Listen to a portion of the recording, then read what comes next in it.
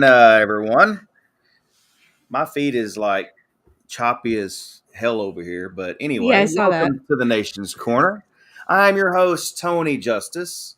And as always, I have the lovely, the one and only, Debhausen. What's going on, Deb? What's up? I am doing good on this fine Saturday evening.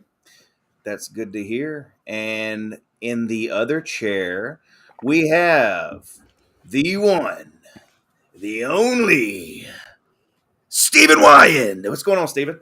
What is going on, everybody? Back to back and to belly we go, baby. 2 weeks in a row on this show. Man, what a great week of wrestling. Went to a Testament, Exodus, Death Angel concert on Wednesday. Banged my head till I couldn't even stand it no more. Just a great show. And again, great week of wrestling. We're going to get right to it right now. But let's go. Hell yeah. Heck yeah, man. You've been concerting it up here lately, dude. That's good, man. Absolutely. Yep. That's Gotta good. love live music, man. Nothing better than that. Well, you're a drummer. I mean, go figure. Exactly. Mm-hmm. All right, man. Well, let's get to it, man. We had a lot of action this week. It was AEW heavy this week. A lot of stuff happened on Dynamite and Rampage. Want to talk about to open up Dynamite? They started off hot with the Owen Hart tournament match between FTR. Facing each other. Dax and Dax and Cash. Cash going at it, man. That was a clinic. What did y'all think about that? What are your thoughts about that, Deb? Oh my god, yes. I am definitely on the FTR bandwagon. They are the best tag team in the world right now. I loved the little ode to Bret Hart on their trunks. That was great. But yeah, they put on a freaking clinic, like you said. It was just it was I think like the Philly crowd was a little quiet during some parts of the match because they were just sitting there watching two of the best wrestlers go at it and show us how to fucking put on a great match. Yep. Yeah, Steven, what are your thoughts on it, bro? That match reminded me of those Bret and Owen wrestling clinics. I mean, just great technical wrestling at its finest. I mean, no crazy spots, it was just good old-fashioned professional wrestling, 101, taking these young kids to school. I mean, just these two dudes got in the ring and put on a clinic. I mean, and Punk, after that match, put them over big time because, I mean, it was a hell of a match. Yeah, who wouldn't put them over? Yeah. Yeah, I see Elder in the chat, Mongrovian Mike, back there. He's on the road back to New York from Ohio. He's been helping out his good buddy Mitch. Shout out to Mitch. From Hastel Toys in Long Island. Yes. Opening a new store in Canton, Ohio. So yeah. Let's be honest, guys. The best thing to hit Ohio. Let's be honest. It's the best thing to hit Ohio. Yeah. He put Magic Mike to work. As he's known now, I guess. No. By Mitch. No. Absolutely not. No. But he's in the chat saying no spoilers. He didn't see it yet. Well, too late, buddy. Too late. Yeah. I mean, that was Wednesday. It's more than a couple days ago. If you don't want spoilers, tough shit. Sorry. Yeah. Deal with it. There's nothing you can do about it. I can't believe I'm going to say this. And that's not. But if you don't want spoilers, then click out of the show right now. I can't believe I just said that. But no, don't. Elder, stay, Elder. We need you. All right. But yeah, that was an awesome match. I loved all the, there was throwbacks throughout that match from different matches that Bret and Owen had that I noticed. Can't put my finger on a lot of them, but I know I'd seen a lot of the moves and the move set and the way they went to the move and all that. It was awesome. And AEW does that a lot. They throw back to different matches within WWE. They'll do a throwback, and to have CM Punk on commentary for that match, helping to add to the story, was awesome. Yes, great call. Yeah, so this Owen Hart tournament is better than I expected. Of course, with Owen Hart's name being involved with it, it is very special anyway. But the matches Yeah. that we're getting out of this tournament so far are amazing. The Darby and Swerve from Rampage, that was awesome too, and we'll get to that later. But yeah, I'm interested to see the matches as they go along. So you had CM Punk on commentary, as I mentioned, and he after the match he came down and cut a hell of a promo. A fire of a promo. Ringside Oh my God, promo. yeah. He didn't even get in the ring. He just walked around ringside, and it was amazing. Yeah. CM Punk he basically was talking about how his whole time there at AEW, and he's basically warmed up and he's ready to go, and so we'll see what's next for CM Punk. We know that they're teasing the match between him and Hangman Adam Page For Double or Nothing. Probably gonna be at Double or Nothing, yeah. Yeah. So we'll see. I mean, we still got a lot of lead up to that show. A lot of story to tell with them too. So Yeah. we will see. Yeah, and Punk made it clear that he ain't finished yet. He's still got a lot left. Oh yeah. Yep. I mean, who would have thought that this guy was gone for wrestling for 7 years, and he said, "Hey, you can never say never." He's come to AEW and he's put his name, a stamp on that company, and he is here. He's proven, with his work in the ring with a lot of these younger talents, getting them over to the moon and all that stuff, and just he is still at the top of his game, and he's better than ever. Honestly, he's better than ever. He reminds me of his days in Ring of Honor, the way he's been wrestling. I mean, it's just his passion for pro wrestling is finally back, and he is on I believe, the road to Double or Nothing to win the championship in his first challenge for the belt. I mean, this is his time, and I think he's going to get. I really do think he's going to get the time or to hold the belt. And, I hope so. And a good run. Yeah, he deserves it. Yeah, yeah, and I think it's coming at a perfect time because right after Double or Nothing, you've got the Forbidden Door. The pay-per-view with New Japan. So we're liable to see matchup. Could be CM champion versus champion. Could be CM Punk versus Okada. Yep. That match right there. Oh my God. That happens. That's going to be awesome. Yeah. I can't wait to see Okada again. I don't typically watch New Japan. That's Neil's territory. But I'd love to see him come over to this country to do something for Forbidden Door. Yeah. You're going to have the, hopefully you're going to have all the limitations, all the travel limitations because of COVID. You're going to have those lifted, travel bans and all that stuff. So, hopefully that'll open the door, the Forbidden Door for matchups and stuff, and yep. I mean, I'm just, like I said last week, I'm anxious to see what's going to happen with the Bullet Club stuff. That right there, and what Impact's doing also with the Bullet Club and all that. I mean, I'm just anxious to see if all of it's going to come together. AEW, Impact, New Japan, Ring of Honor. Come on, give it to me. Hell yeah, I'm ready for it. Bring it. Yep. So on to throughout the show, they Wardlow again, handcuffed and walk into the ring with no music, while MJF and Sean Spears are up in the stands taunting and cutting promos on him and all that stuff. That's going to lead to a bigger story with MJF and Wardlow. And as I mentioned on Zoom that night, I think it's going to come down to, their match at Double or Nothing. And it's going to come down to a stipulation. If Wardlow beats MJF, he gets an AEW contract, and therefore, that's coming. Oh yeah, it's just the steps to getting there that's really interesting. The slow burn of the build with Wardlow has been absolutely incredible. I mean, week after week, he has dethroned MJF's plans, and MJF is thinking of just different things to try to get to him, and everything he's thrown at Wardlow has bit him in the ass. I mean, that match with him Archer Wednesday night was incredible. It was a Haas fight. Look at the size of them two ham Hawks. I mean, beating the piss out of each other. It was great. Yeah. Oh, and I love Lance Archer.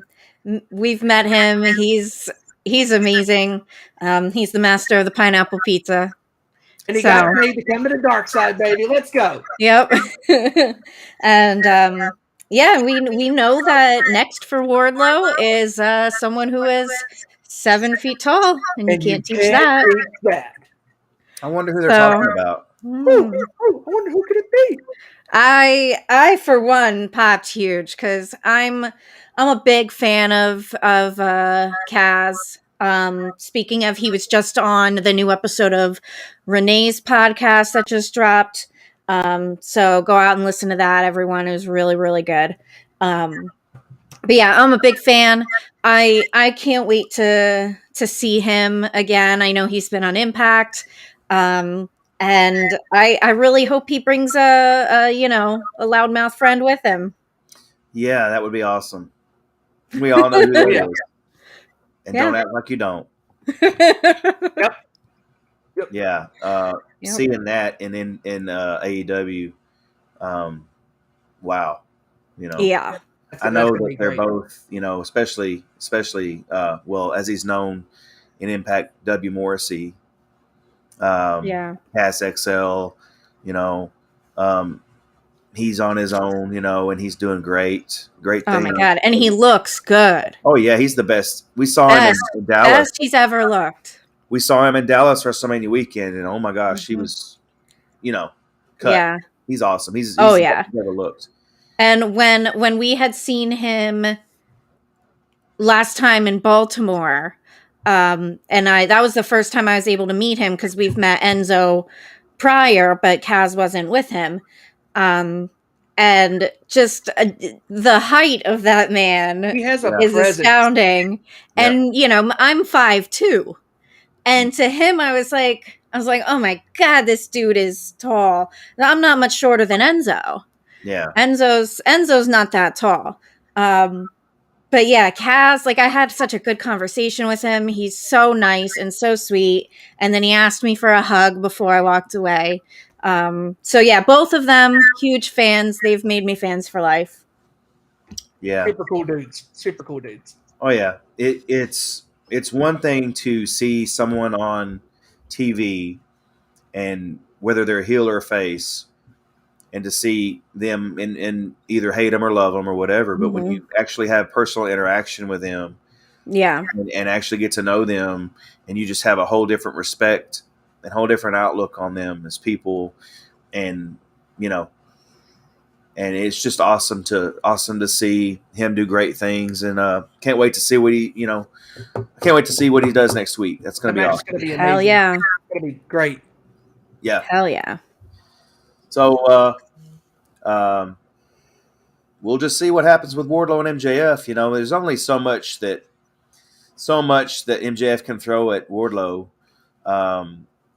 One thing about the Wardlow and Lance Archer match, those two dudes moving around like they were, and as big as they are, and to move around like that, athleticism for big guys. Yes, I mean, especially Wardlow. Wardlow, he is like an energy bomb going off. It's like he snorted 2 5-hour energies. Ode to Bully Ray, and just went to work in the ring. He's just a ball of energy. Yeah. And how many power bombs did he put Lance through? Like 4? Oh God, 4. Yeah. Just to pick that big dude up and power bomb him that many times. The last time that crowd popped huge. Yeah. Yes. So yeah, Wardlow is definitely getting over with the fans. That's for sure. Oh yeah, he's definitely there. So we'll see what happens with him and MJF. So it's just a matter of time. And I'm here for it. Me too. The Jericho Appreciation Society stuff. Oh yes. I mean, I made the comment that night on Zoom. We were watching it, and when Santana Ortiz came down, and he came down with us, and he was in the ring just pacing back and forth. I was like, "Yeah, he's getting his steps in tonight." He wasn't sitting still. He was just walking around the ring, just back and forth. And Yeah. Every time Eddie speaks, you believe everything that man Yes. says. I mean, my God. I mean, that guy, you would not want to meet him in a dark alley. He would beat the piss out of you. I mean, Yeah. because when he said the line, you want to talk about a hit where I come from, you put him in the ground. I'm like, oh, right. Yeah, shit. I don't want to run into him in an alley in Yonkers. Sure. Yeah. No. Yeah, he would. Yeah. Take us Yeah, all. I like a lot of reality in my pro wrestling, and that was screaming reality. Yeah. Both of them, just the emotion behind it. You know, Eddie, everything, like you said, you feel everything he says. Yeah. And you know, we know how great Jericho is. He always has been. Just the two of them, I think this is like a match made in hell, as I like to say. Because they are both such like powerhouses on the microphone and putting that emotion in it, making you feel it. Yeah. I wasn't sold on the Jericho Appreciation Society at first, but as it's gone on, and now that you have Eddie, you know, firmly involved with this storyline, I have gotten behind it so much. I mean, Yeah. Eddie is a pro wrestler's pro wrestler. We all know Jericho's a pro wrestler too, but just incorporating the quote unquote sports entertainer into this character, it is gold. Yeah.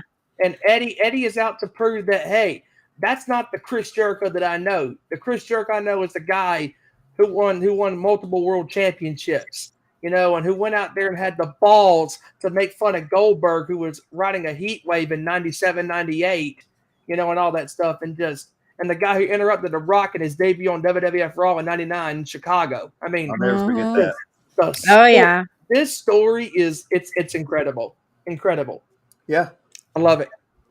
Yeah, just the way that when Eddie got into Jericho's face and Jericho leaned back, he was like, the look on his face. Yeah, he was like, "Oh shit!" Yeah, yeah, absolutely. It was intense, to say the least. Yeah, that intensity was just incredible. Mm-hmm. Anytime Eddie Kingston has a mic in his hand, I'm there for it. I'm ready to I'm ready to hear what he's got to say, because he's got me hooked on his mic work for sure.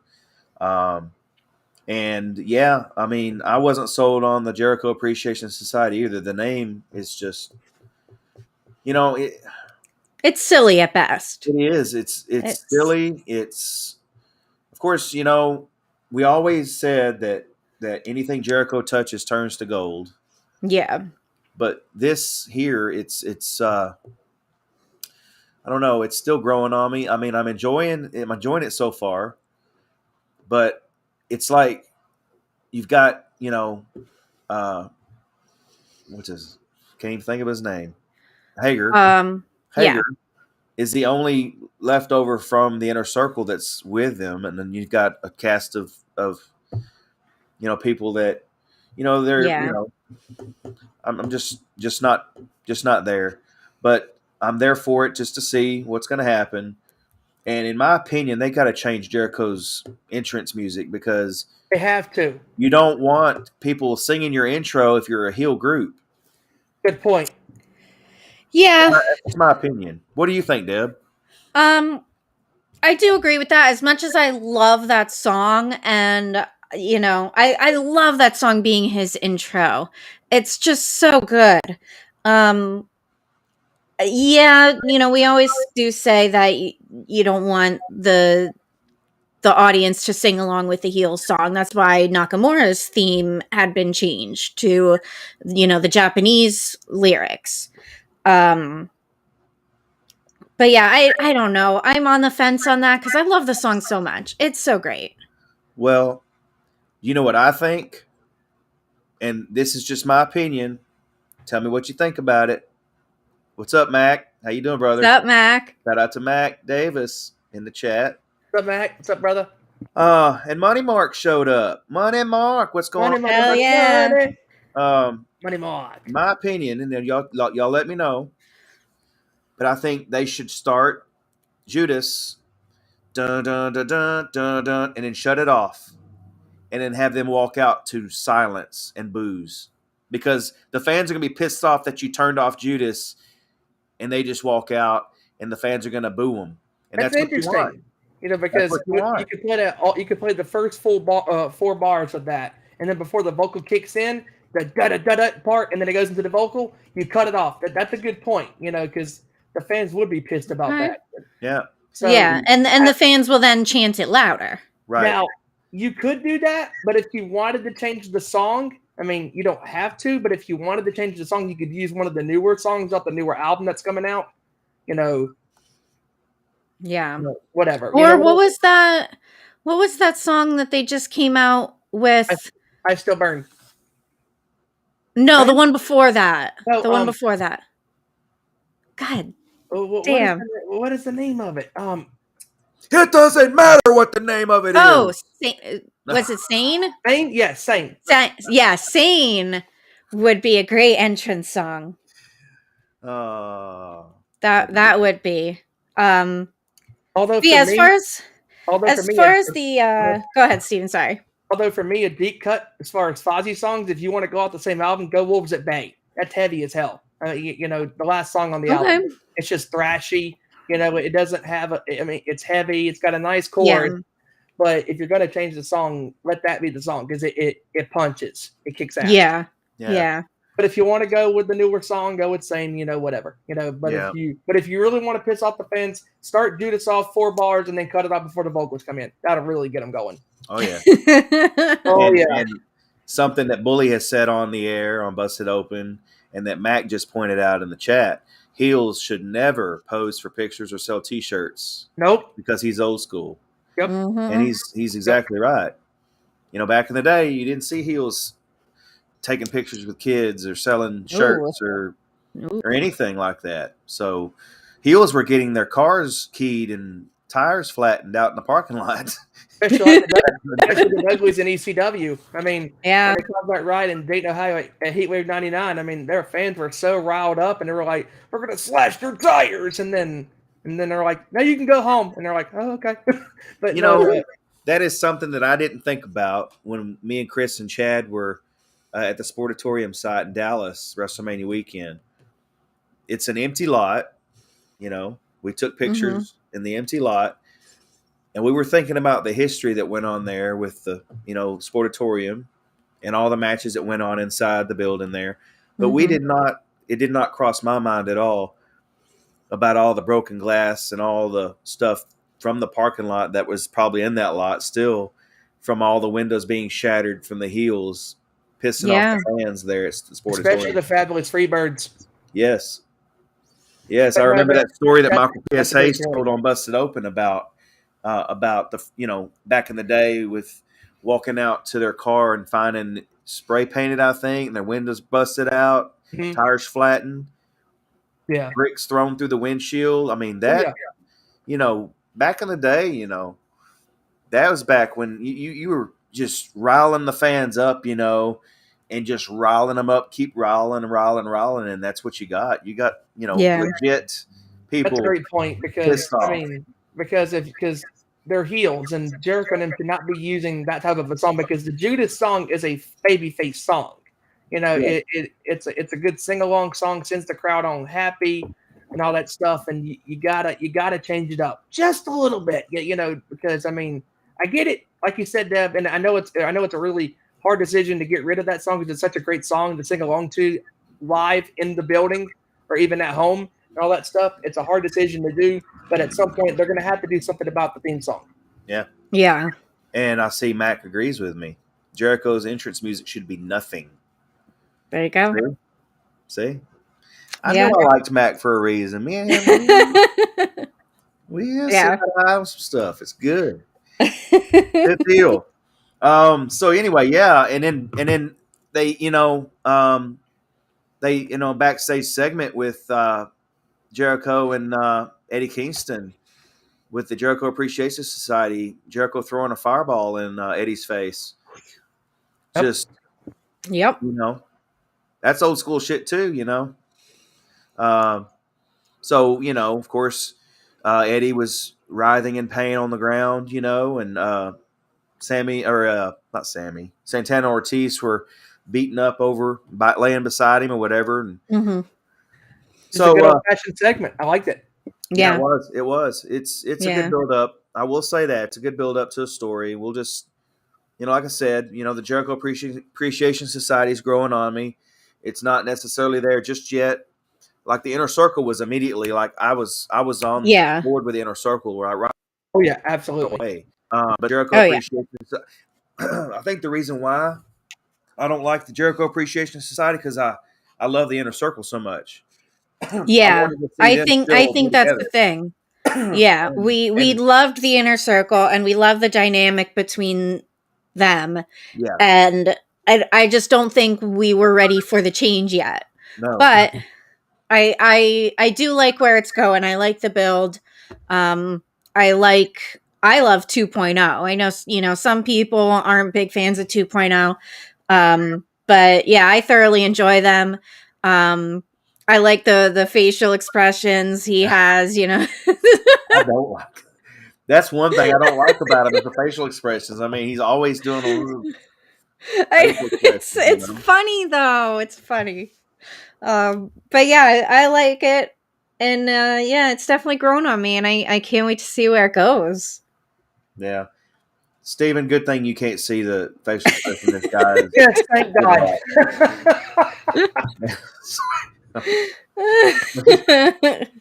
Anyway,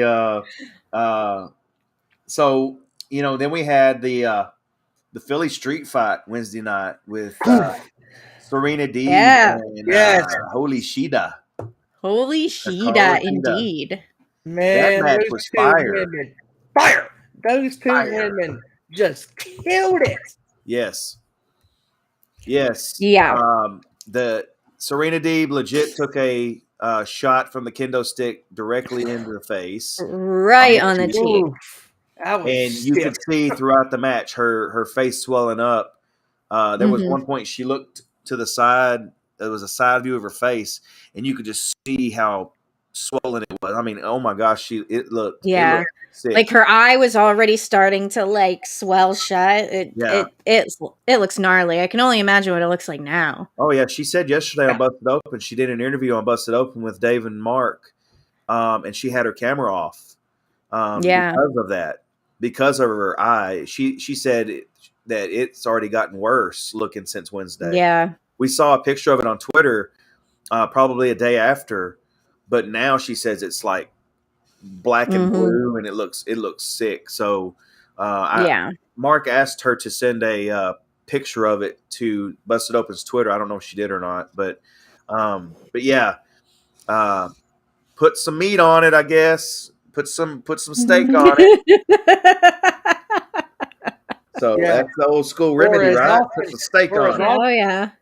As Austin said, bag of peas for Chris. Peas. That's elders. Bag of peas, frozen peas. Yes. That's what Elder would do. Yes. Yeah. Or as Austin once said back in the day, if that kendo stick shot would have happened back then, put some steak on it. Yeah.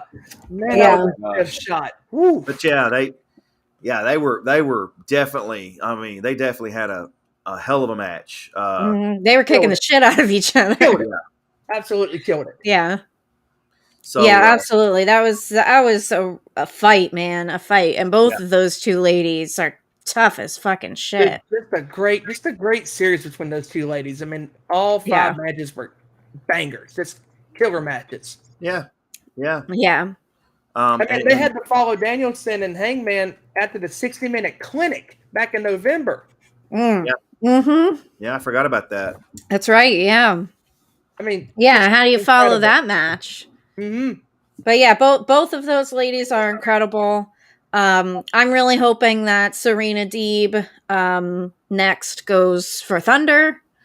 So yes, she was backstage watching with a she was watching the monitor. She was the champ. The champ. Yep. The champ was there. Yep. We're definitely gonna. I think we're gonna get to see Serena Deeb and Thunder. it'll probably be geared for Double or Nothing. Yeah. I think Thunder cut a promo last week. I think it was. She made reference to Double or Nothing, and I don't know if she called Serena by name, but she did reference someone and said Double or Nothing. So, and we know from watching their matches, the NWA, when they were both there, they had some great matches there also. That Primetime Live match in September 2020 at the end of September was absolutely fire. I mean, clinic. Yeah. So, we know greatness is on hand with Thunder and Serena Deeb. Serena has the background of the training background. She, when she started out with CM Punk and Gallows when they were the Straight Edge Society in WWE. Oh yeah. And I totally forgot about that until they mentioned it on Busted Open. Totally forgot. Yeah. She had short hair, I think. A buzz cut. She had a buzz cut. Oh, wow. Maybe that's why I didn't remember. Yeah. She had a buzz cut. And, they were a heel group, Straight Edge Society. And then, she went on to, and I don't know if I got the timeline right, but she became a trainer for NXT at the Performance Center for a while. I don't know for how long, but then she ended up in NWA, and now she's with AEW doing great things. So I'm just, can't wait for it. So Thunder deserves a worthy opponent. Well, there she is. Hell yes. So, ranked number 1 in the women's division for a reason. Yeah. Yep. Yeah, absolutely. Anyway,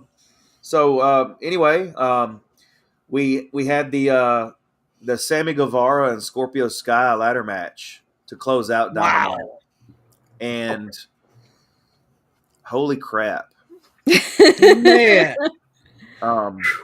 That spot that Sammy did off the top of that ladder, which I heard was edited out of a replay. Oh, West Coast. Wow. I heard it was edited out of the West Coast replay for Dynamite. That spot was edited out. Dang. Yeah. So that was a nasty bump. I mean, he crashed and burned. He crashed and burned, and he laid there, and the look on Ty Conti's face on ringside, it was like she had a look on her face like she was legit. Yeah, legit concern. Yeah. I think he tends to do these crazy jumps off these ladders, and same as Darby. Like sometimes you gotta maybe think a little bit more before just putting your body out there like that. That was a scary moment. Yeah, he almost broke his neck. I mean, it was just sickening. I mean, and you could tell that the match was slowing down just a little bit, because of that nasty bump that he took, and then a few minutes later he's taking more crazy bumps. I'm like, how is this even possible? I mean, just a really good match between these two. There is one particular spot in that match that I really didn't care for. I didn't care for both Guevara and Scorpio being on the ladder with both women on their respective backs. I was just whatever. Yeah. That was I could have done without that. I mean, it didn't make any sense to me. I mean, the two women being there, fine, but not on top of the ladder. Not on top of the ladder. If you want to jerk one of them off the ladder, cool, that's fine. But that spot with those two women on both their backs, respectively, just could have done without it. Yeah, I don't know. I just don't like Paige Van Zandt. I don't know. I don't know what it is about her. I'm just not into her at all. Yeah. Me and RA, I'm sure will agree. We call that spot the Price is Right spot. Because when it was happening, they were both going up each side of the ladder like this. And if anybody's watched The Price is Right, go for the prize. Go for the prize. The mountain guy, whatever. Yeah, the mountain climber. Yeah, mountain climber going up the side of the mountain, and me and RA both popped when that happened. And we were actually doing the yodeling stuff. So I call that the Price is Right spot. Hashtag Price is Right. Get it trending. All right. Come on now. Now, do it now. Come on, do it.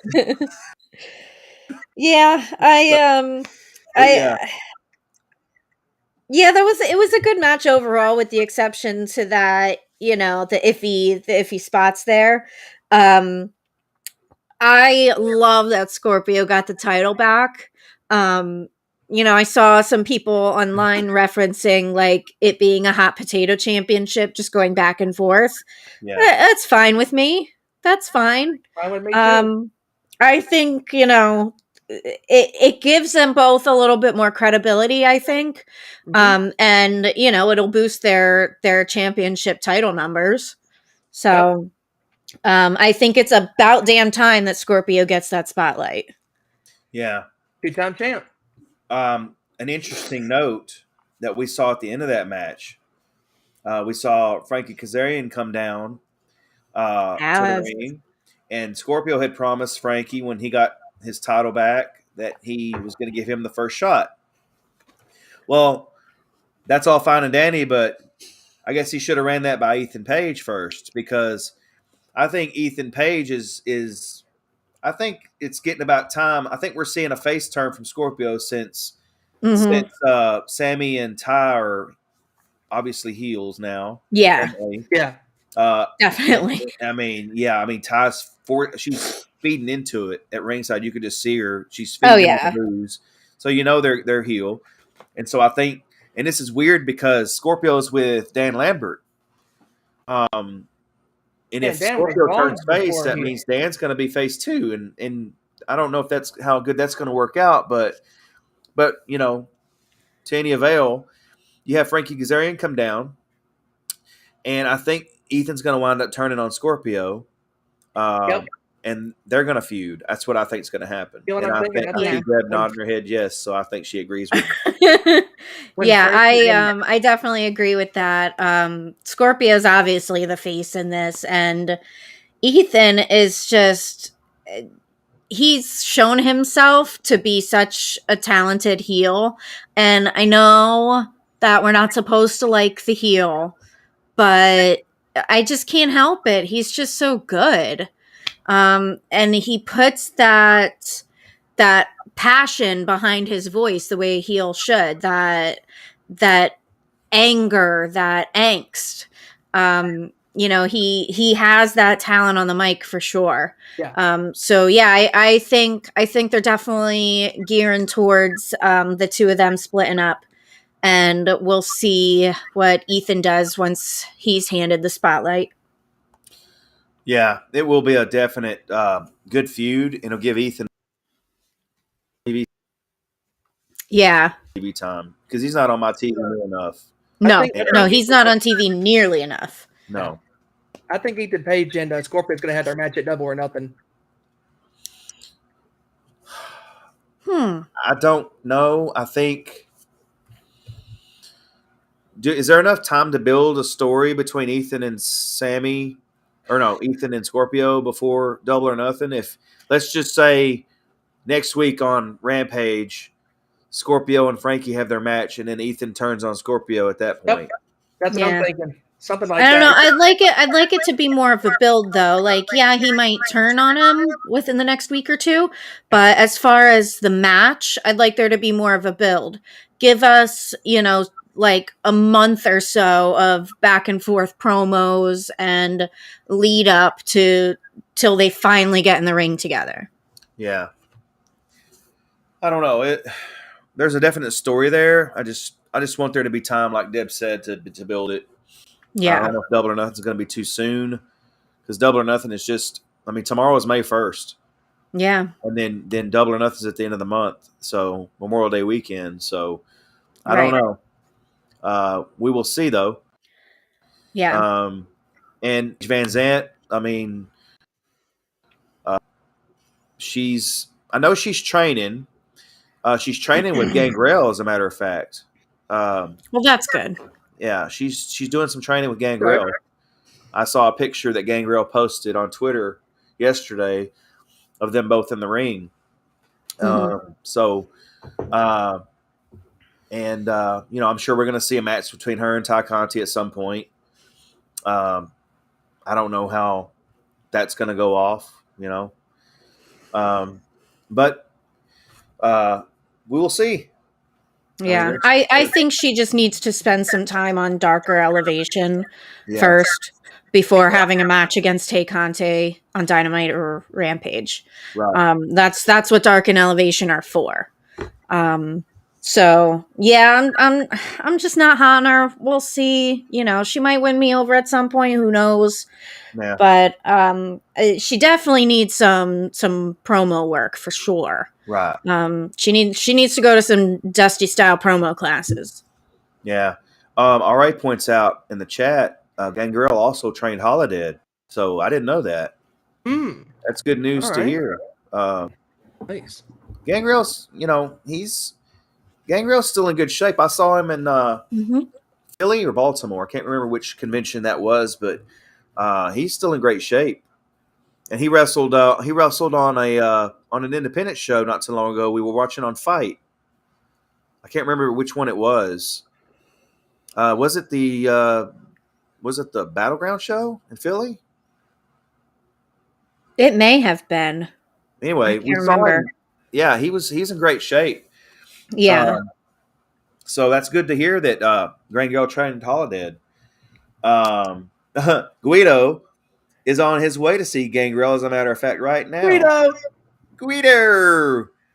I wonder, Guido, will this be 9 times that you've seen Gangrel? 9 times. 9 times. So, yes, Phil's fan. Oh wait, Gangrel wrestled at Battleground at the ECW Arena. That's what that's called, not 2300. It's ECW Arena. ECW Arena. But yeah, GPS needs to change. That the GPS refers to it as 2300 Arena. Yeah, no. But yeah, that's the address. They need to get their shit together. GPS, Google, on the corner of Swanson and Rittner. Yeah. Hashtag ECW Arena. Hashtag ECW Arena. Get that trending. John, get on it. John will do it too. John from South Jersey. I don't see him in the chat, but he is awesome. He is a loyal ECW fan from back in the day, way back in the day. Yes. He was there through some of the ECW moments that you remember. He was there live. They're live. The chair incident, he just told me last night, because I saw Mick Foley post a video of the chair incident from ECW where Terry Funk asked for a chair, and then the fans gave him a chair or 2 or 10 or 100.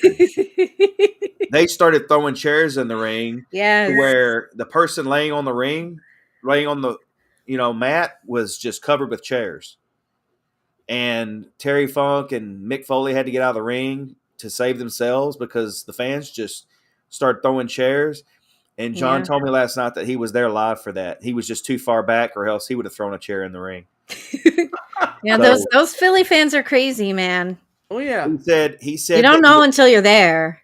He said he was so far back, he saw people in front of people were still trying to throw chairs even when they were far back as he was.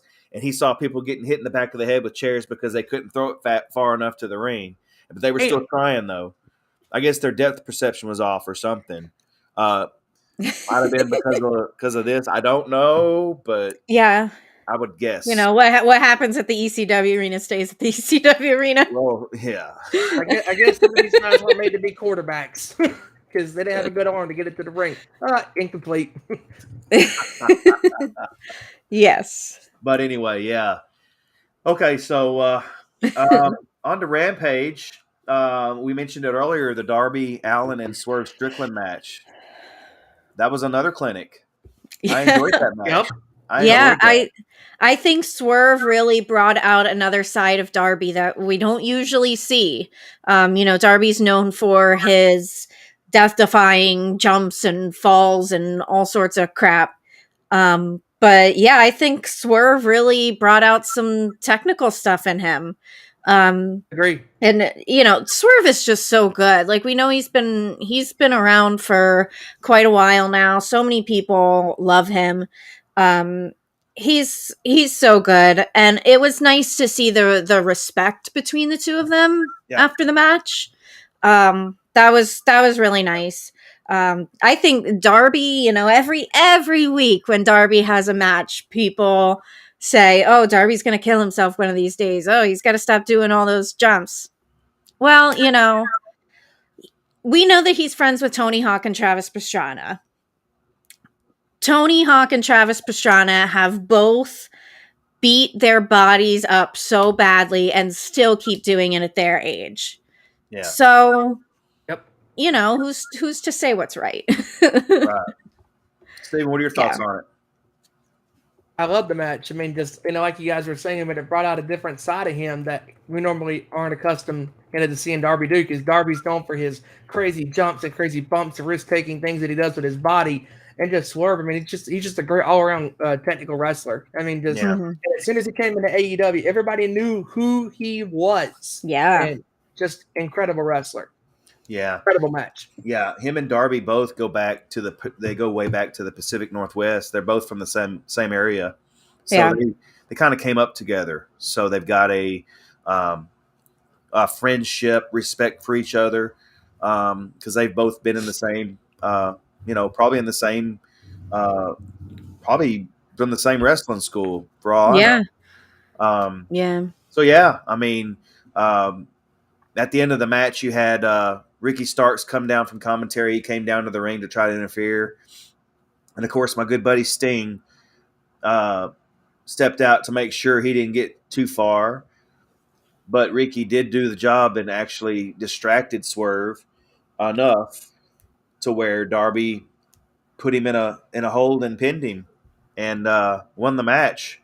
So that kind of made you raise your eyebrow a little bit about Darby taking advantage of a situation, but they were both there to win that match.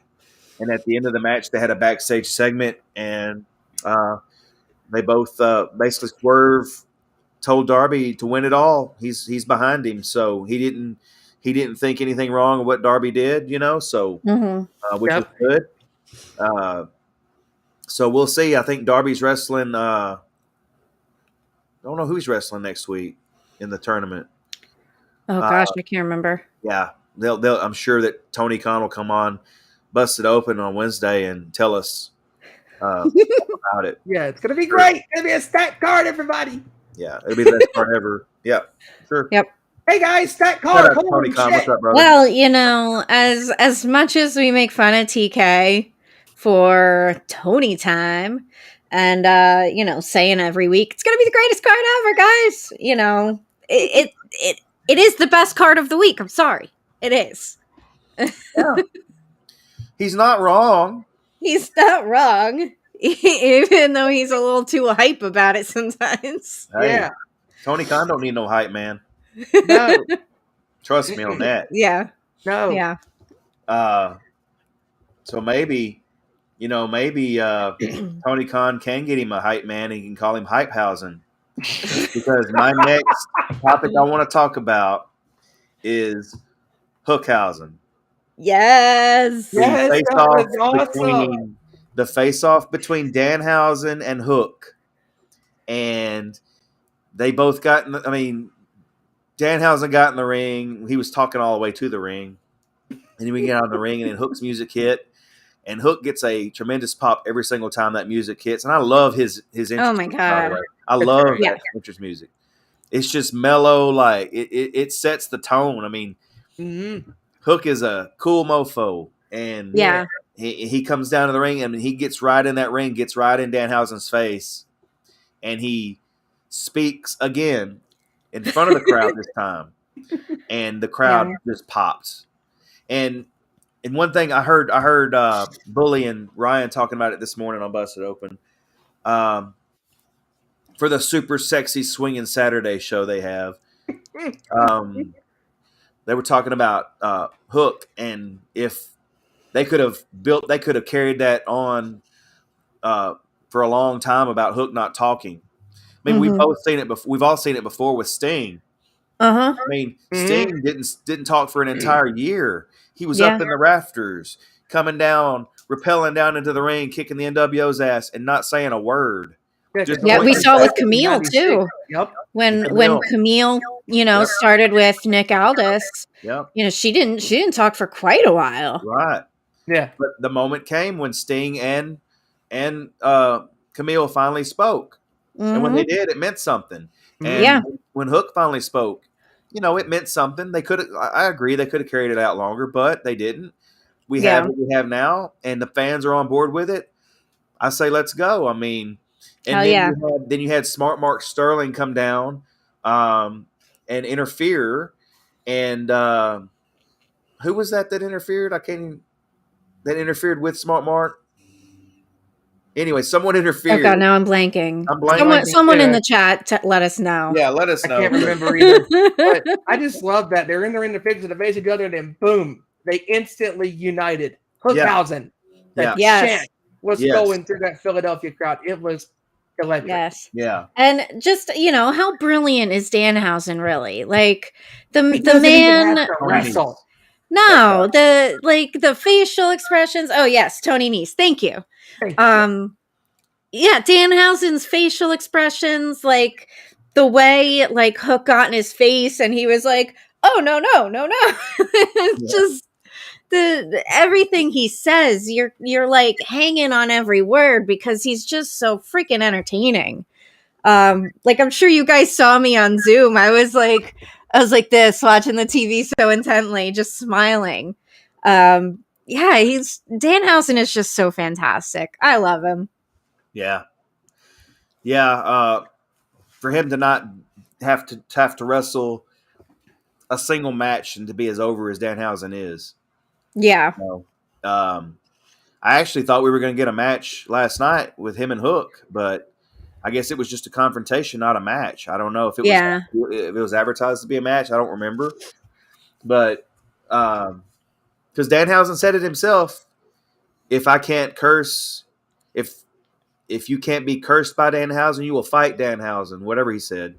Yeah. And, that's what he said. Yeah. Yeah. So anyway, I'm happy to see, Tony Nese interfere and Hookhausen united. We'll see what happens with that. So I know that Danhausen and Hook are both over as hell. And so whatever they touch, it's going to be great. Yeah. So they because they're over as hell, they got to bring some fierce heels against them. Yeah. You need to match them with some real heels. Right. So time is winding down. I wanted to touch on Impact. The Honor No More stuff that Impact is doing with the Bullet Club. It's ramping up to be one of the best rivalries in pro wrestling. Impact is, you can't sleep on Impact. Yes, don't sleep on Impact, people. I know people Impact is quickly becoming one of the top shows again, for sure. Yeah. It's still one of the best women's rosters, period. Yeah. Impact has the best women's roster there is, bar none. Yeah. Absolutely. Definitely start watching Impact if you're not already. It's really good every week. The feud with the Bullet Club and Honor No More is great. I'm really liking everything Speedball Mike Bailey has been doing. If you're not paying attention to him, start paying attention. He's an incredible wrestler. The stuff that he was doing he's incredible. Weekend. And he's everywhere. He wrestled so many matches during Mania weekend. I think he had 9 matches Mania weekend, I think. Yeah, something like that. The dude was killing it, no matter what. He's no matter who everywhere. Sorry. Thank you for bringing that up. I almost forgot. We also had the Iconics or the Inspiration. Most recently, an Impact announced their retirement from in-ring. And that's sad to see because they were so super entertaining, and really good to watch in the ring, but who knows what's next for them. I did see that, I think it was Jessica McKay who announced she got a part in a movie or something. And I think they're doing some modeling stuff. So whatever they decide to do, He's good, and hopefully they come back at some point. It'll be good to see them again. Yeah, we wish the inspiration well in whatever they decide to do. They've both got some good heads on their shoulders. They both, after the WWE released them, they both, they came to Impact, and basically, they were the tag champs over there. They dropped them at Rebellion, the last pay-per-view that Neil was at. Neil Benedict, our very own Neil, was there for the pay-per-view, and he was there for the tapings also. So yes, at the ECW arena. Yes. No, in New York. No, it was. Oh, wait, no, that's right. That was at the Mid Hudson Civic Center. Civic Center. Yes. Poughkeepsie. Yeah, sorry. Yeah, Money Mark says for those with Samsung smart TVs, Impact has its own channel on Samsung Live. They also are on Access TV, which is available on Philo. If you don't get access with your cable, I know it's not on YouTube TV either. Access is available on Philo to watch live. Impact also has a YouTube subscription where you can watch the show on Thursday nights just with a 30-minute delay. So there's plenty of ways to be able to watch Impact. I really think, and Impact on the Impact channel on Samsung Plus, they're always showing old episodes. So if you're a wrestling historian that loves to just watch old shows, it's always there, nonstop. Impact has really regained, I think, the momentum. Now that they're back in front of crowds, now finally, thank God, because now being back in front of an audience, no matter where they gone, Tennessee, New Orleans.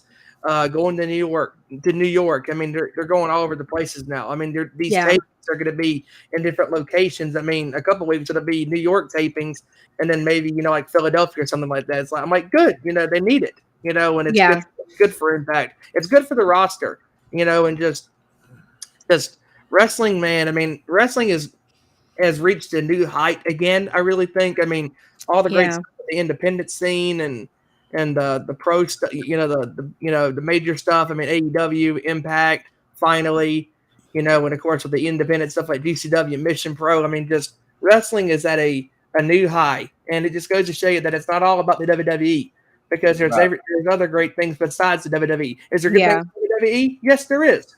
I mean, the stuff with Orton, what he's been doing, especially Monday night. I mean, the stuff with Orton on Monday, the 20 years of Orton stuff, and the opening segment overall was just spectacular. It really had an Attitude Era kind of feel to it, It did. And I'm looking for, and I know we've been talking about this for the last couple of weeks. Orton's been very nice to Riddle for months and months and months, and he can't be nice forever, because that Viper is going to strike, and when he does, he's coming for gold. And I think Orton is going to be WWE champion one day soon. I hope so. Yeah. There was a big heated debate between Dave LaGreca and Bully Ray the other day on Busted Open. It was fantastic. Talking about if Ric Flair's record is legit, and the whole, Randy Orton going to match it. Yeah. So to me, okay, I'll put my 2 cents in. It really boils down to the fact that WWE picks and chooses which titles to acknowledge depending on which person it is to fit which story they want to push. So Ric Flair had 2 WWF championships, I think they said. Correct. And the rest were AWA and NWA. CW.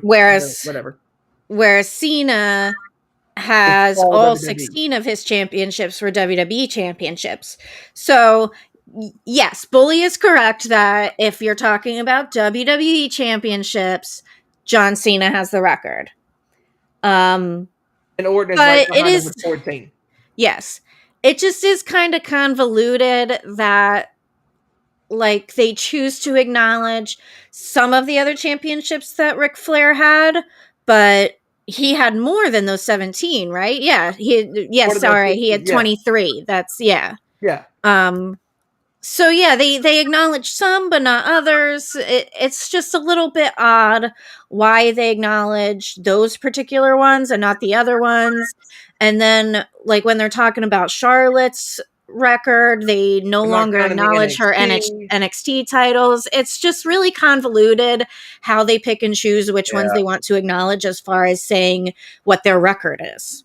I mean, and it was a very interesting debate because, I mean, the way Dave was like, no, I'm right. It's not an opinion. I'm like, Dave. Well, Dave's Dave. Shout out to Dave. Yes, shout outs to Dave. Yeah, shout out to Dave. We love you. Love you, Dave. And Bully was just egging him on. You know how Bully loves to push those buttons. Oh, yeah. And Dave just kept on going and going and going. It was fantastic radio. I mean, it sparked a great conversation. It really was. Great phone calls from the nation that day on Busted Open. And I'm like, man, just like, it makes you think, who should it be? To me, it should be Orton because Orton has the better pedigree of a career. I mean, yeah, Cena has the more decorated, title, reigns, and I get that. I think Cena has gotten better as he's gotten older, but I just think Orton's like one of those wrestlers, like a fine wine, he ages well. And Orton's career has just gone up and up and up, in the past 20 years. Yeah. I mean, just incredible work he's done. I mean, and yeah. Phyllis Fan 08 says it's WWE's record, so it's whatever they recognize. And I was just about to say, it's whatever fits the narrative at whatever given time. Yeah, whatever fits the narrative. Why? Because, damn it. Just because. And you will like it. And you will like it no matter what. There's nothing you can do about it. And another thing that you will like is the fact that we are winding down. We had a great show tonight. Appreciate everyone joining us for another episode of the Nation's Corner. Deb, where can people find you on the socials? At That's So Debonair on the Twitter machine and Truth Resist Simplicity on Instagram. All right. And Stephen, what about you, my friend? Once again, guys, thank you for having me on for another fine edition of the Nation's Corner live here on YouTube. As always, you can follow me on Twitter at Stephen_Wyand. Also, if I'm not hosting this show with you guys, when Mr. Collect has to come to the bullpen, and bat off and help out, all that good stuff. I am also hosting our Nation Sports Show live every Tuesday with Ezra, Kevin, and Joey talking about all things sports and including the wild playoffs. We're talking about playoffs. You kidding me? Playoffs? Brooklyn just could win a game. And if we're not talking the playoffs, then we're talking about the NFL draft and all that fine jazz. And oh, goodness. So, yeah, you can follow our Nation Sports Show on Twitter at Owen_Sports Show. Also have a Facebook page, facebook.com/Nations Sports Show.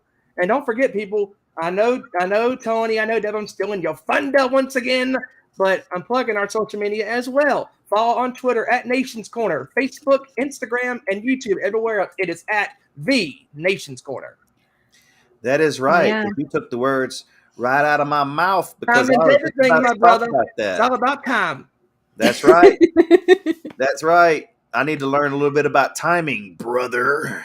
Mm-hmm. But anyway, we want to thank everybody for joining us tonight on the Nation's Corner. And we will catch y'all. Peace.